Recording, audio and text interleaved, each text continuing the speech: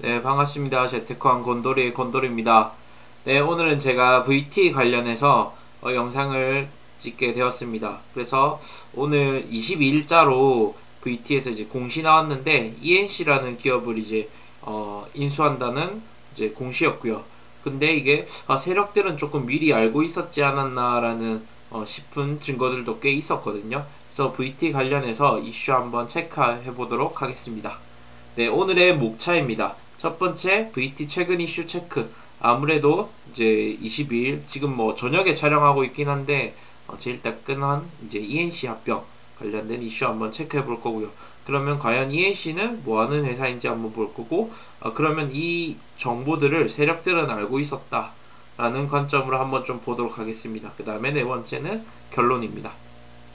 자, 오늘 나온 이제 기사죠. VT 리들샷 제조사인 ENC 지분을 50% 인수. 그래서 이제 글로벌 공급 물량 대응하겠다라는 기사가 났었습니다. 그래서 기사의 내용을 한번 보면요. 이제 VT에서 리들샷을 제조하고 있었던 ENC의 지분을 50% 이상을 이제 취득한다라고 공시를 했습니다. 그래서 VT의 지분율이 이제 37.6%에서 10%로 이제 감소하지만, 그래서 지분을 이제 팔아서 그 자금으로 이제 인수를 한다라는 관점입니다. 네. 근데 그 인수하는 이유가 리들샷 관련 제품 생산의 수직 계열화를 통해서 안정적인 생산 라인을 구축하기 위해서 이제 인수를 하는 관점인 거죠. 그래서 결국은 리들샷의 생산에 조금 더 집중을 하겠다라는 부분이에요.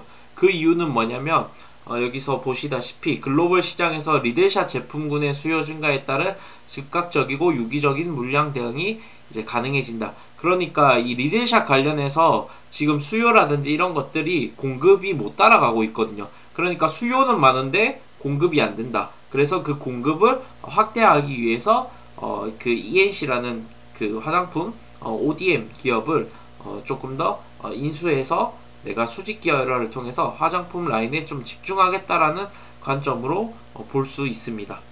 그래서 결국은 미국 시장을 포함해서 이제 글로벌 채널도 지속적으로 확대해 나갈 계획이다. 그래서 지금 리들샷 같은 경우는 이제 일본이라든지 그 다음에 국내는 조금 이제 히트를 쳤잖아요. 그럼 이제 남은 먹거리가 중국이랑 뭐 유럽, 미국 이쪽인데, 그래서 그 부분에 관해서 지금 뭐 수요라든지 이런 것들도 되게 그 생각보다 이렇게 폭발적으로 늘어나고 있는 부분들이 있습니다. 그래서 그런 수요에 관해서 대처하기 위해서 그 지분을 확보하는 관점이라고 보시면 좋을 것 같습니다.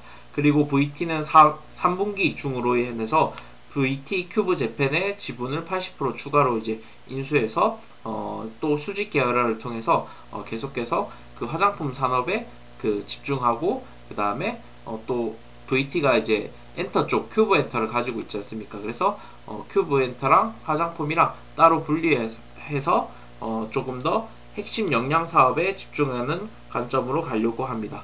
그래서 보시면 지분 구조가 이렇게 돼 있거든요. VT가 이제 큐브 지분을 37.6% 들고 있는데, 요 지분을 아까 봤지만 팔아서, 네, 그러니까 여기 이제 10%로 감소하겠죠. 팔아서 이제 ENC를 산다라는 관점이거든요. 그래서 수직 계열화를 한다라는 관점 보면 어떤 거냐면, 그림으로 보면 얘네가 이제 엔터잖아요. 그러니까 얘네가 엔터입니다. 얘네를 이렇게 떼서 분리하고, 그 다음에 아까 VT가 이제 VT 큐브 재팬 얘네를 아까 80% 추가로 이제 더 확보한다라는 거잖아요. 그래서 얘네 라인들은 화장품으로 이제 가져가려는 거겠죠. 그리고 요 안에 이제 ENC가 붙겠죠. ENC가 네, 잘 안 써진데, 네, ENC라는 그게 또 완전히 자회사로 편입시키려고 할 겁니다. 그래서 이런 수직 계열화를 하려고 생각 중인 거죠. 자, 근데 여기서 우리가 조금 여러분들이 알고 넘어가면 좋은 게, 수직 계열화, 수평 계열화 이런 것들이 있거든요. 보면 수직 계열화의 대표적인 기업이 이제 현대차, 기아차 관점 그 그룹이죠. 보면 결국은 생산부터 판매까지 얘네가 쭉 이제 이어져서 프로세스가 이어져서 한 회사에서 다 이제 하는 거죠. 뭐 현대제철에서 철판 생산하고, 모비스에서 부품 만들고, 그 다음에 뭐 그 현대차 이런 데서 완성차 만들고 판매나 이런 것까지 해서 쭉 일괄적으로 다 이어져 있는 관점이 수직 계열화입니다. 그러면 이런 수직 계열화의 장점은 사업의 핵심 역량을 키우고 집중할 수 있는 부분인 거죠. 근데 대신 단점이 있습니다. 어느 한 부분에 이제 운영이 어려운 발생 시에 전체에 큰 타격, 뭐 예를 들어서 여기에 뭐 중간에 뭐 문제가 생겼다 하면 이까지 가기가 어렵겠죠. 네. 그렇기 때문에 핵심 역량의 선택과 집중을 할 때는 수직 계열화를 통해서 처음부터 생산부터 판매까지 이렇게 그 일괄적인 체인으로 가는 관점이라 볼 수 있고요. 그 다음에 수평 계열화는 어떤 관점이냐면 그냥 뭐 CJ 그룹 같은 경우는 뭐 CJ ENM도 있고 CGV도 있고 뭐 CJ 헬로비전 뭐 이렇게 방송이나 뭐 엔터나 아니면 뭐 올리브영이나 이렇게 해서 다양한 산업에 그렇게 분산해서 사업의 다각화를 하는 관점입니다. 그래서 수평 계열화의 장점은 사업의 다각화, 분산 투자, 뭐 맞죠? 여러 가지 그런 이제 산업에 투자하는 부분이고 이러다 보니까 안정성은 있다라는 관점. 근데 다만 단점은 사업의 핵심 역량에 집중하지 못한다 라는 부분이 있습니다. 그래서 주식이나 투자할 때 보면 수평 계열화보다는 이런 수직 계열화라는 이슈가 있으면 훨씬 더 조금 주가에 잘 되고 있는 산업에 수직 계열화 한다 라고 하면 그게 더 이렇게 좋은 그런 갑자기 단어가 생각 안 나네. 네. 그런 이제 좋은 멀티플을 받습니다. 네. 그런 관점으로 볼 수가 있습니다. 그래서 수직 계열화, 수평 계열화 간략하게 한번 체크를 해봤고요. 자, 그러면 결국 이 ENC라는 회사는 뭐하는 회사인가? 상장 회사는 아니거든요. 그럼 왜 VT가 이 ENC라는 회사를 인수하려고 하는지 한번 보도록 하겠습니다. 자, 이 ENC라는 회사는 뭐 뉴스가 뭐 많지는 않았는데 보통 보면 마스크팩을 위주로 생산하는 그러니까 화장품 전문 뭐 OEM, ODM 기업이에요. 근데 주로 ODM 위주로 한다라고 보시면 좋을 것 같고요. 그 본사를 보면 뭐 이렇게 돼 있습니다. 용인이 있는 것 같은데 꽤 본사 건물이 크더라고요. 상장 기업이 아닌데도 꽤 컸고 이 기업의 그런 정보들을 보면 업력은 13년차, 중소기업이고 사원수가 생각보다 꽤 많고 매출액이 563억으로 인해서 지금 웬만하게 상장되어 있는 코스닥 기업들 보다도 높은 매출액을 보이고 있습니다. 그리고 이 기업 같은 경우는 특허권이 엄청 많이 있더라고요. 중요한 것만 이제 체크했는데 마스크팩 위주로 특허가 많이 있었던 부분이라고 보시면 좋을 것 같습니다. 그래서 이 기업은 리들샷을 또 생산하고 있는 기업이라고 볼 수 있고요. 자, 그리고 아까 봤지만 그 여기 보면 OEM, ODM 전문 기업이라고 돼 있는데 얘는 ODM 전문적이라고 보시면 될 것 같거든요. 근데 여러분들 화장품이라든지 특히 이런 섹터들은 OEM, ODM 정도는 조금 알아놓으시면 좋습니다.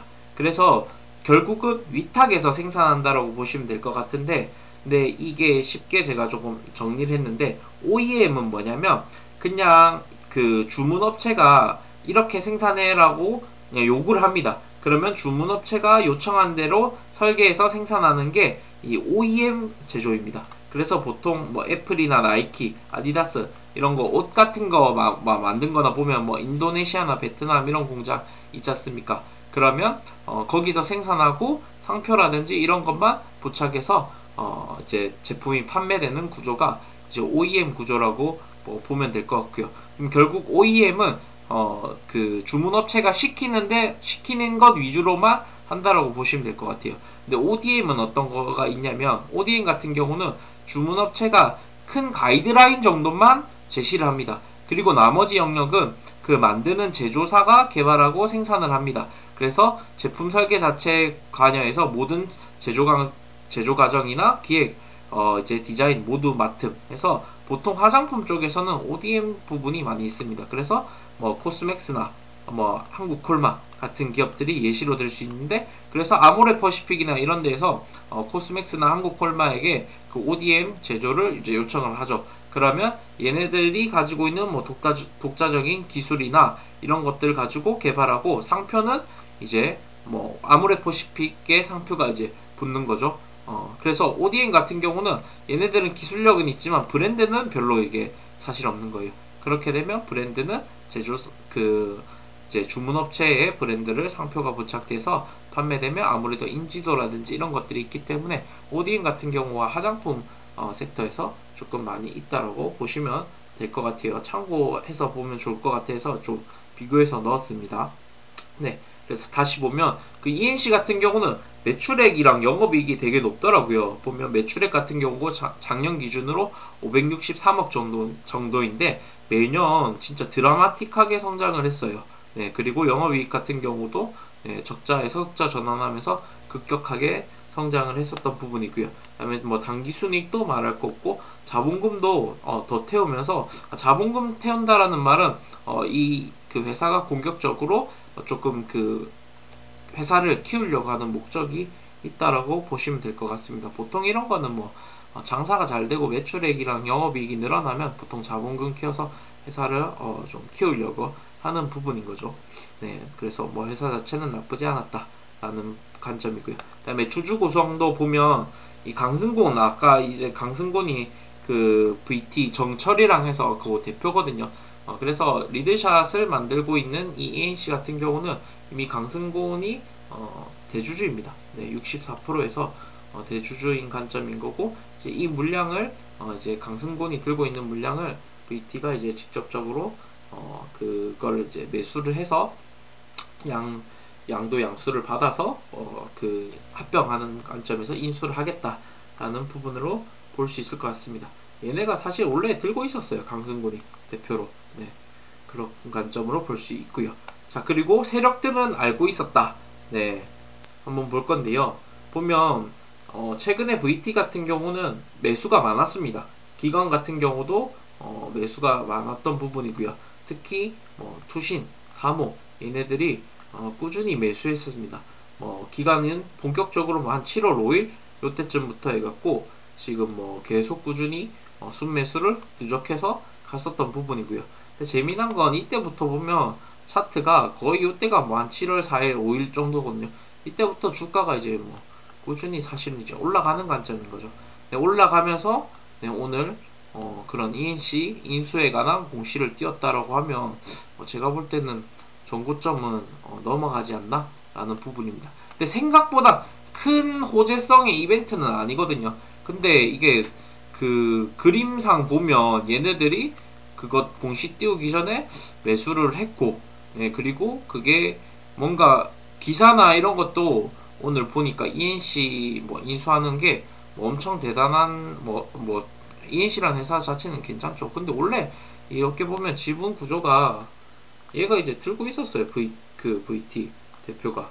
네, 강승곤이 들고 있었기 때문에 그래서 그냥 조삼모사 개념으로 자리만 바꾼 점인 건데 뭔가 이렇게 특별하게 인수한 것처럼 기사가 나가더라고요. 나가면서 그러면 얘네들이 그냥 매집하고 띄운 관점 아닌가 라고 해서 근데 네, 제가 볼 때는 꽤 매집을 많이 했기 때문에 전고점은 충분히 넘어가면서 주가가 올라갈 수 있지 않을까라는 그냥 추측만 해봅니다. 네, 항상 추측이죠. 주가는 맞출 수 없으니까. 자, 그래서 결론입니다.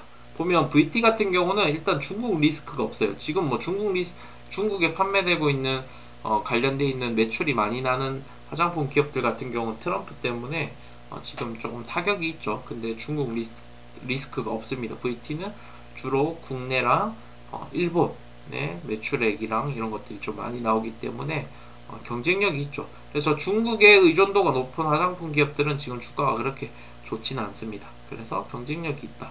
그리고 지금 해외에서도 지금 보니까 주문이라든지 수요가 엄청 많이 늘어나고 있다 하더라고요. 그래서 물량이 증가하고 있는 부분들. 그 다음에 화장품 사업 부분에 관해서 본격적으로 집중을 확대한다.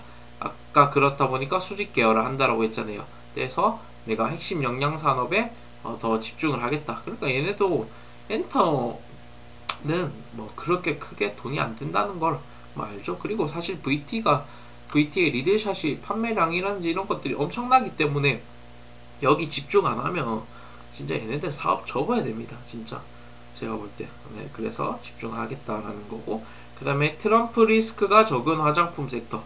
그렇죠. 이것도 중요하죠. 네, 트럼프 리스크가 이제 굉장히 사실 적을 수 있는 부분들. 네, 이런 것들도 중요하게 봐지는 거고요. 그래서 제가 말씀드렸다시피 전고 좀 넘어서 신고가 갈 가능성이 크다고 봅니다. 네. 그래서 VT 뭐 나쁘지 않고요. VT가 지금 뭐 또 대장 역할을 해주고 있긴 한데 제 개인적으로는 뭐 VT, 실리콘2 이런 것들은 화장품 섹터에서 나쁘지 않게 본다 라는 관점으로 보시면 좋을 것 같습니다.